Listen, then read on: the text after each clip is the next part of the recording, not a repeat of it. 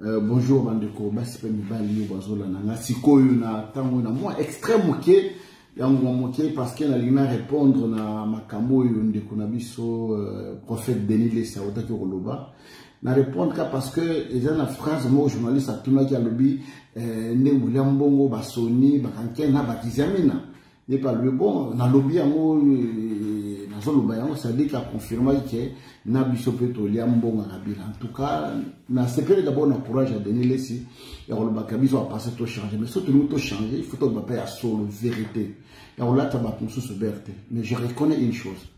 donc là la présidence la yamba biso va passer d'avoir une tout ça au moins 15 pasteurs na robima ba pesa biso ticket bango ba tikala Denis Lesi na général Soni Kafuta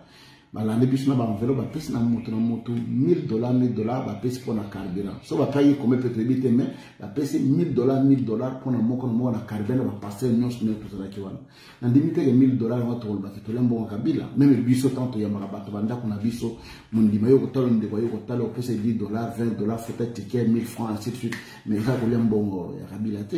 ce qui ndeko na biso Denis aliambo c'est vrai mo alobi ki ba pesa $1 million souvent qui a qui va faire le sida que nous avons soin banini tout ça à quoi on dit bon mais particulièrement ngai na terre aux bon à la bilate et si Denis Lesa ndenga wala nanga sikoyo s'il a des preuves que vraiment tokenda ici comme on va peut-être 300 000 400 000 500 000 à répondre dans la carte vidéo yo et puis tu vois bandeni tu kobimisa makambo nyonso pour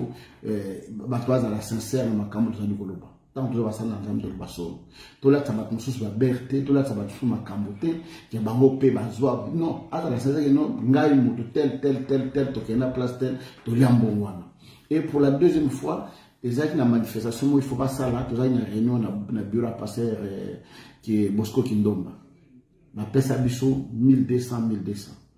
on les a qui ani $1000 pour la biso ba présenter la chaîne de télévision pour aller faire publicité il y a la prière oyo et linga qui ko sala manamboka alors ba foot na cette chaîne de télévision $1000 ba pesa $1000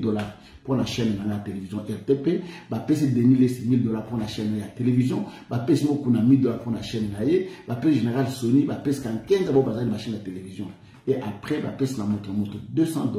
pour la télé de transport mais na éviter mbongo ya lobike business to liambo ba pesa biso 300 000 ba 400 000 ba 500 000 en tout cas sur une autre de moto la ligne que Denis Lesi soit la possibilité de répondre à lui et oui peut venir dans la dizamina et place bo to kenda ka toujours comme bombo et bobi alibina batui ma kamizamina lo baki eza ya solo parce que dans un moment oyo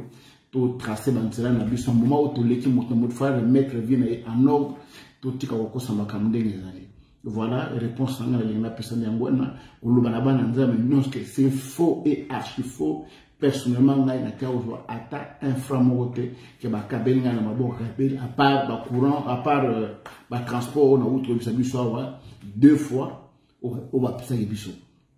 Mais je reconnais, bandeko, par exemple, en Côte d'Ivoire, basaki na président Bagbo, baliambo, au monde, batonga bandaku, batonga ba église, na kena na Gabon, basaki na bandaku, na contact na président, batonga bandaku, batonga ba église. Mais mbongo yo, Kabila, pesa biso a passer à Congo Kinshasa. To kundana mabele to chango na nzete to chango wape to sala na ngoni c'est faux et archi faux ça c'est une flatterie de mauvais goût merci.